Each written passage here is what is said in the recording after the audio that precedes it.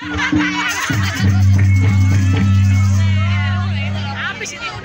bagaimana kalau kita nggak ada pemasukan? Begini, kita kan masih punya saudara yang lebih tua. Benar. Kita datang di rumahnya, kita pendapat kalau saudara kita yang lebih tua. Kita ke rumah Bang Codet. Kita ke rumah Bang Codet sekarang. Wakil pimpinan. Wakil pimpinan. Kita berangkat sekarang. Berangkat sekarang, yuk. Berangkat sekarang ke rumah pimpinan Bang Codet.